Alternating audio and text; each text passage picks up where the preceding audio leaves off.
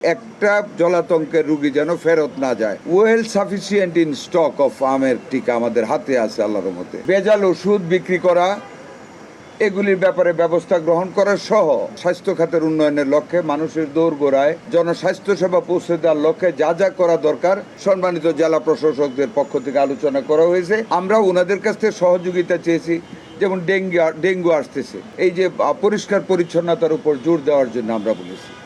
আমরা কাউন্সিলিং করার জন্য আমাদের মায়েদেরকে ব্রেস্ট ফিডিং যাতে বৃদ্ধি করে, বাচ্চাদের যেন ব্রেস্ট ফিডিং করান, যাতে শাক খাওয়ার অভ্যাস করেন, যাতে অ্যান্টি র্যাবিসের ব্যবহারটা, যেহেতু আমরা এখনো আমাদের টেন্ডারের বিপরীতে মালটা পাই না, কোনো ক্রমে একটা অ্যান্টি র্যাবিস ভ্যাকসিন এবং অ্যান্টি স্নেক ব্যানম যেটা অ্যান্টি ব্যানম স্নেকের যেটা, এটার যাতে ঘাটতি না হয় সবসময় স্টকটার প্রতি খেয়াল রাখা এবং যা যেভাবে অতীতে করে আসতেছে এটাকে আরও সুন্দরভাবে দৃষ্টি রাখা, যাতে একটা জলাতঙ্কের রোগী যেন ফেরত না যায়, এটার কথা।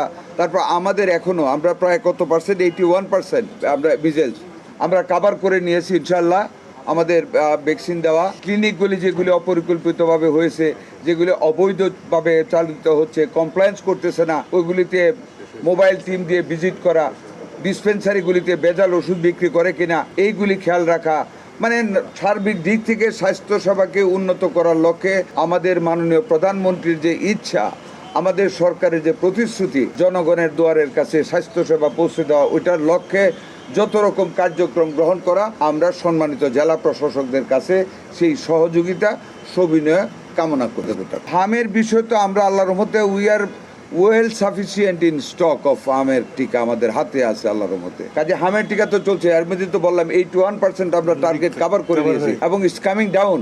নিশ্চয়ই আপনারা দেখছেন যে দ্য রেট অফ প্রোগ্রেশন যেটা ছিল হামের এবং মর্টালিটি রেটও আল্লাহর রহমতে অনেকটা কমে এসেছে। ওই যে ওনাদেরকে বলছি মোবাইল টিম বাড়াতে, ক্লিনিকগুলিতে ভিজিট দিতে, যাতে মানে অপচিকিৎসা না করেন, যাতে করে মানুষকে হয়রানি না হতে হয়, যাতে অ্যাম্বুলেন্সের তারা দালালি না করতে পারে, রুগীকে ফলস রেফারেল যাতে না করতে পারে, ডিসপেন্সারিগুলিতে যাতে ভেজাল ওষুধ না করতে পারে, মায়েদের মধ্যে ব্রেস্ট ফিডিংয়ের ইয়েটা বেশি, যাতে ওনাদের ইউনিয়ন পরিষদের মাধ্যমে, ওনাদের হ্যান্ডস তো অনেক লম্বা, ওইগুলি কাউন্সিলিং করার জন্য বলেছি। নেশার হাত থেকে সমাজকে রক্ষা করার লক্ষ্যে এসপি মহোদয়ের সাথে বেশি করে বসে বসে নেশাখোরদের বিরুদ্ধে কিভাবে এটাকে দমন করা যায় এটার কথা বলেছি।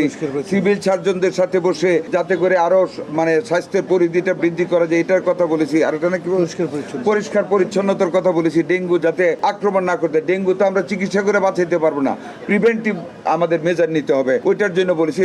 মানে সকল ব্যাপারে ডিসি সাহেবদের তো আপনারা জানেন ওনারা সব দিকে হাত থাকে, ওনাদের সকল মানে আমরা সহযোগিতা আমরা চেয়েছি।